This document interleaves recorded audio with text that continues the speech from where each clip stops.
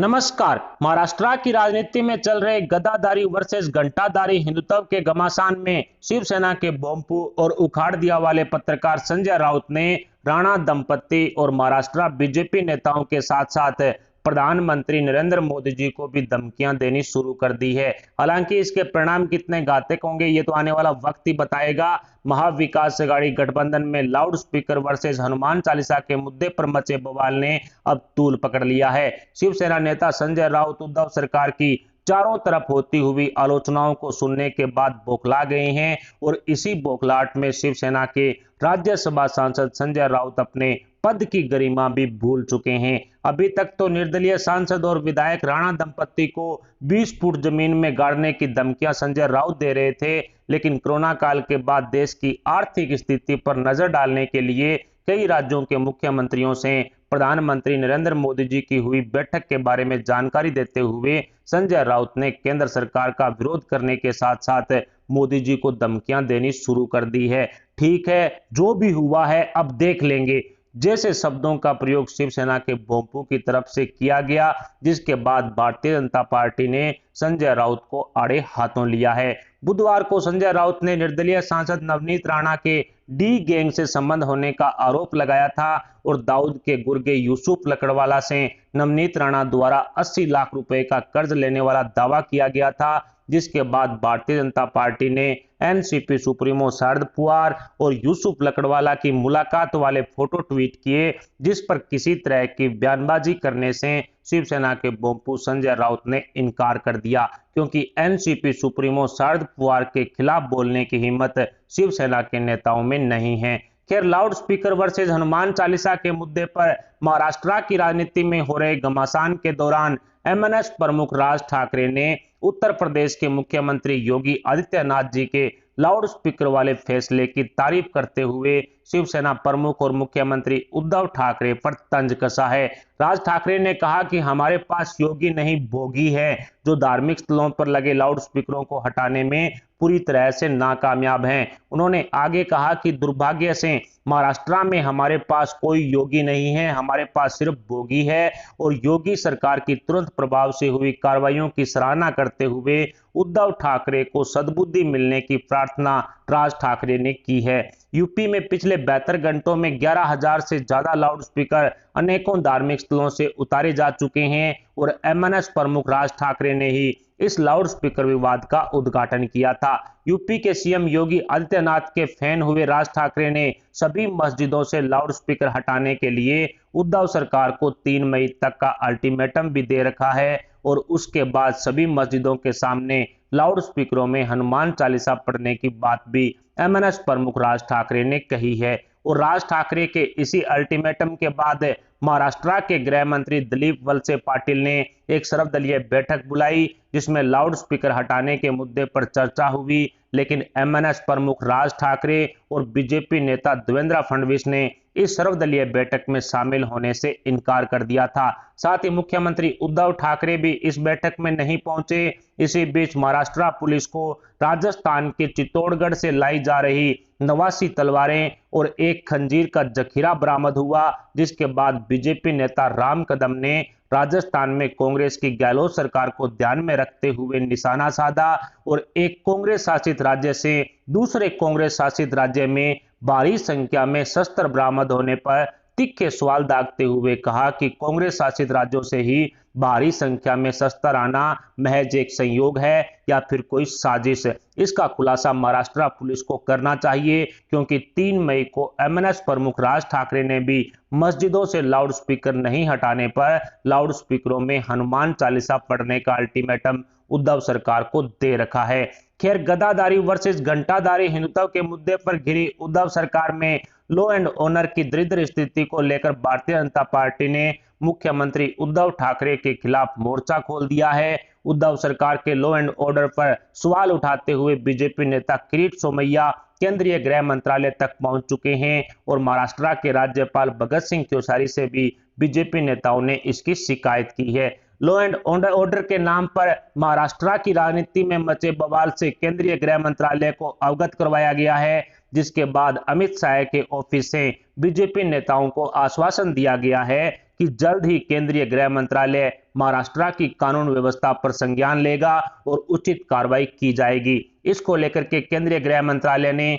Mumbai police से पूरी report भी मांगी है। इसी शिकायत के बाद शिवसेना के बोंपू संजय राउत गिड़गिड़ाने लगे और बीजेपी नेताओं को केंद्रीय गृह मंत्रालय की बजाय मुख्यमंत्री उद्धव ठाकरे को शिकायत करने की नसीहत देने का ज्ञान बांटना शुरू कर दिया। ऐसे में राणा दंपत्ति के द्वारा मुख्यमंत्री उद्धव ठाकरे और शिवसेना के गुंडों पर लगाए आरोपों से उद्धव सरकार को महाराष्ट्र में राष्ट्रपति शासन लगने का डर भी सताने लगा है और यही कारण रहा कि संजय राउत ने उद्धव ठाकरे के सामने शिकायत पेश करने की नसीहत बीजेपी नेताओं को दे डाली। लेकिन केंद्रीय गृह मंत्रालय और राज्यपाल भगत सिंह कोश्यारी उद्धव सरकार के इस रवैये पर किस तरह का फैसला लेंगे ये तो आने वाला वक्त ही बताएगा। परंतु उद्धव सरकार को महाराष्ट्र में राष्ट्रपति शासन लगाने की भनक लग चुकी है और यही कारण रहा कि खुद शिवसेना के नेता संजय राउत और मुख्यमंत्री उद्धव ठाकरे की तरफ से प्रेसिडेंट रूल के मुद्दे पर ज्ञान बांटा गया है। एक तरफ महाविकास अघाड़ी गठबंधन वाली उद्धव सरकार पर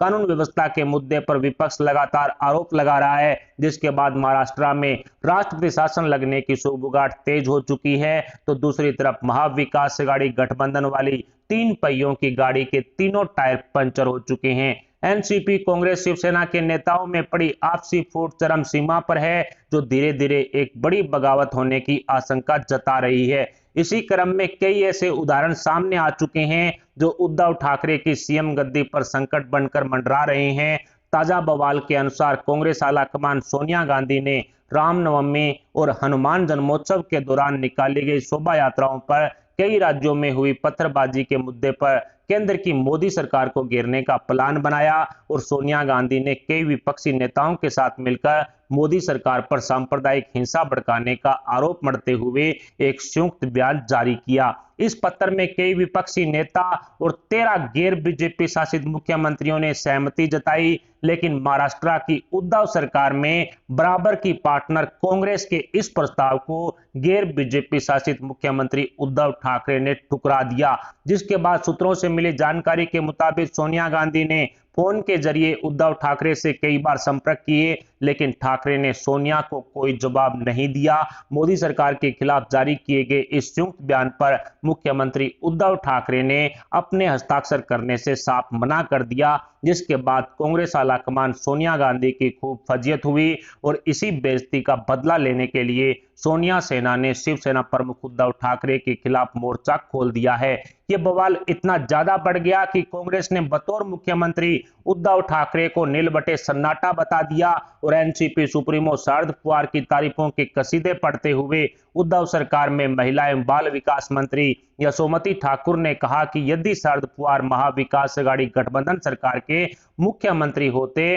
तो आज महाराष्ट्र सरकार की छवि कुछ और ही होती। ऐसे में सोनिया सेना ने उद्धव ठाकरे को हटाकर एनसीपी सुप्रीमो शरद पवार को महाराष्ट्र की सीएम गद्दी पर बैठाने के लिए मुहिम शुरू कर दी है, जो निकट भविष्य में विकराल रूप धारण कर सकती है। सोनिया सेना ने शरद पवार को मुख्यमंत्री पद के लिए 20 से 25 सालों का अनुभव होने की बात कही तो शिवसेना को करारी मिर्ची लगी और शिवसेना नेताओं ने शरद पवार को यूपीए अध्यक्ष की गद्दी पर बैठाने की सलाह सोनिया सेना को दे डाली। शिवसेना नेताओं द्वारा साफ कहा गया है कि शरद पवार को इतना ही ज्यादा अनुभव है तो उसका फायदा सिर्फ महाराष्ट्र राज्य को ही नहीं बल्कि पूरे हिंदुस्तान को मिलना चाहिए। ऐसे में सोनिया गांधी को यूपीए अध्यक्ष की गद्दी से उखाड़ फेंककर एनसीपी सुप्रीमो शरद पवार को यूपीए अध्यक्ष की गद्दी पर बैठाना चाहिए। इस तरह से शिवसेना और कांग्रेस के बीच में आपसी दरार के साथ साथ बड़ा बवाल शुरू हो चुका है, जो निकट भविष्य में एक बड़ी बगावत का विकराल रूप धारण कर सकता है।